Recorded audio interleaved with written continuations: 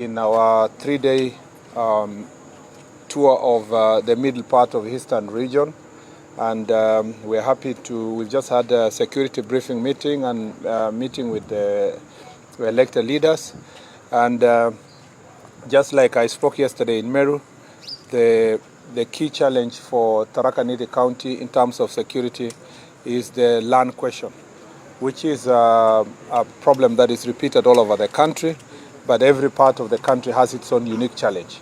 And for Tharaka Nithi, it is the same problem that was raised in Meru, which is the land bordering Tharaka Nithi and Meru County. And a lot of it is to do with land ownership, lack of titling in some places, double or triple claims to land in some of the places. And this issue has been persistent for so many years. We have a commission that was established by Parliament. Its report is there. We have also many other initiatives that have been done locally with the different administrations. And I think that this issue, we must navigate it in a wise way, with the involvement of the local community to find a lasting solution. I think that is really the major problem in Tharaka Nithi County, land issue and land titling. So part of the problem is going to be resolved by Ministry of Lands giving titles to landowners, and then the rest of the problem is by resolving disputes that are existing between individuals and either who have claim to the title vis-a-vis those who are actually physically occupying the land. So those disputes need to be navigated in a very wise way to avoid inter-community fights. On the other hand, we have also issues related to human-wildlife conflict. As you know, this county also borders Meru National Park, and therefore human-wildlife conflict is being managed by the Kenya Wildlife Service, and we are happy that they are engaging the team, and a lot of effort is being put towards compensations, and we just want to listen to wananchi to see how to make it even more, to make it prompt in terms of resolving that problem. A recent phenomenon that has come up is illegal herders within the national park who end up causing conflict, sometimes stealing livestock from the locals of Tharaka Nithi County. Again, we are working very closely with KWS to flush out illegal herders who come into the national park and take advantage of that opportunity to steal livestock from the local farmers from this county. Other than that, there is also resurgence of illicit brew and second generation alcohol. There are some of which are brewed in homesteads, and we have ongoing crackdown. We just need to upscale it, and I'll be listening to the chiefs and assistant chiefs to see why they are unable to nip this problem in the bud before it becomes a problem that requires national attention, because the systems that we have should be such that the response must be prompt and must also happen in every locality.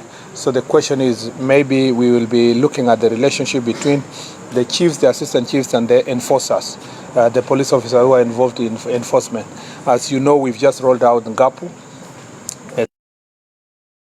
police unit, and that will also enhance the capacity of the administrators, whether it's chiefs, assistant chiefs, or the assistant county commissioners, to be able to respond to such challenges promptly, having at their disposal enforcement officers who they can work together to make sure that law and order is maintained in every part of our country. Until then, we just need to make sure that the existing security architecture led by the OCS in every police station across the country are doing their job, working together with the chiefs and assistant chiefs to make sure that we do not have to have a national campaign or a national crackdown on alcohol and drugs. It should be everyday duty of the law enforcing officers to make sure that the country is safe. Otherwise, relative to many other parts, this is a very wonderful place to live in. A lot of,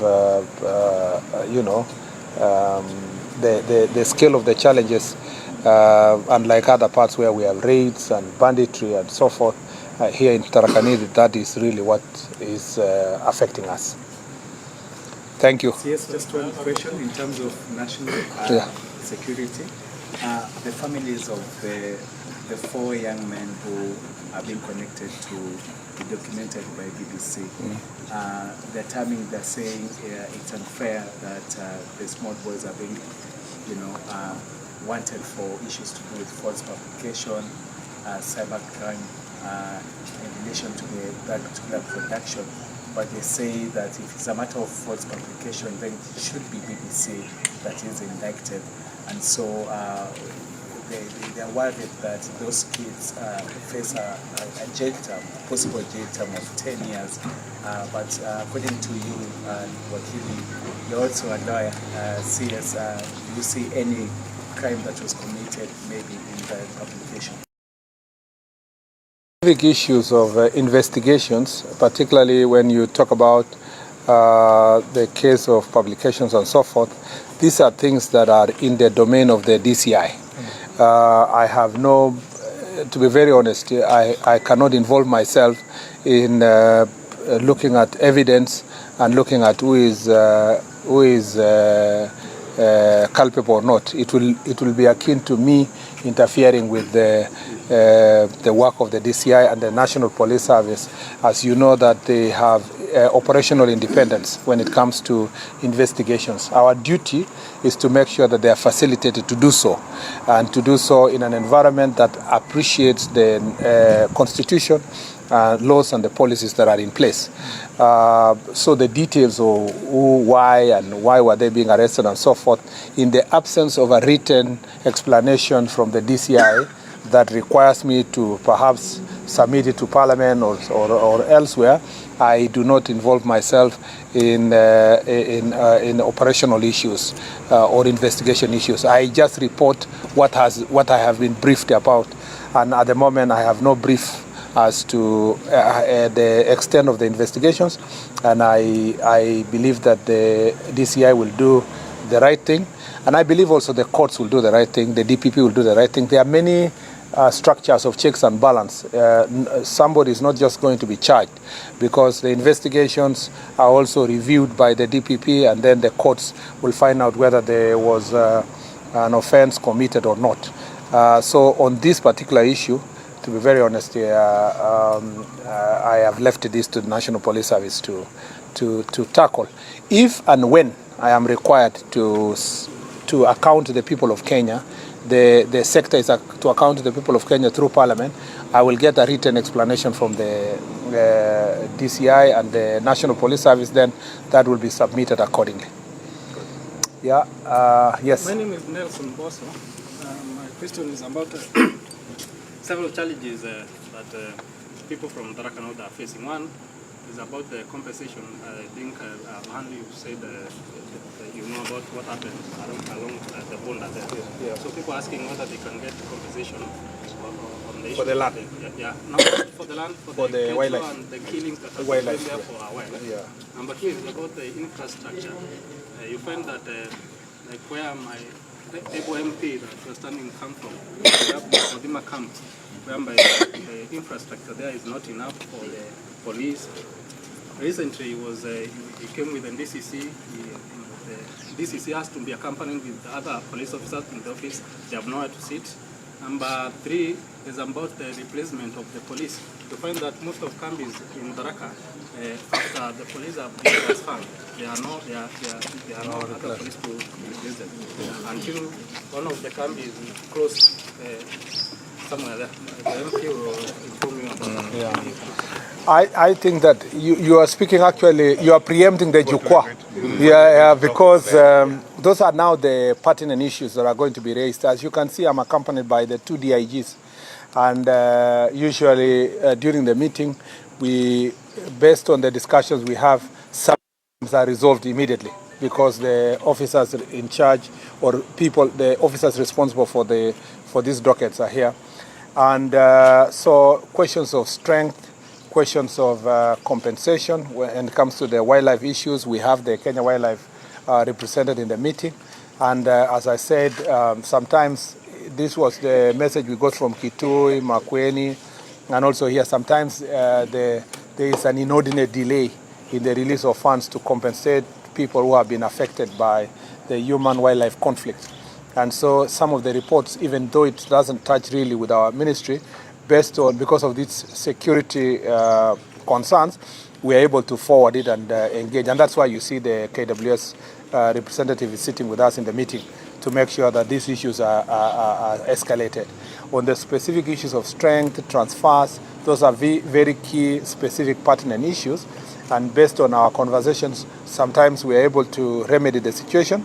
The others will be remedied when we finally hire the 10,000 police officers that we intend to advertise in maybe another 1 month, so that we intended to do this month. So if we are able to beat the deadline by the end of this month, that's well and good. But I am confident that next month we should be able to go to the public to hire more young men and women that will now help us to strengthen most of the police stations across the country, whose strength has been affected by deployments to security areas and sometimes to handle certain urgent emerging security issues. But during the discussion, we will benefit from that discussion. It's also important to note that when wananchi ask for a DCC to come to sub-county, sometimes we object in the office and say that no, just wait until we build the infrastructure. But it's wananchi who say, no, don't mind. Yeah, that guy will come and live with us in our homes. Let him first come, we solve the problem, then let the buildings and the car and the So we are always caught in this situation. And you know, wananchi ask this, and your leaders, they ask knowing that once the DCC is in place, they will come back and say, how can a DCC just be here without an office? Yeah, so sometimes we are caught in that situation, and you will see it in the discussion today. Thank you very much. Thank you. Asanteni sana.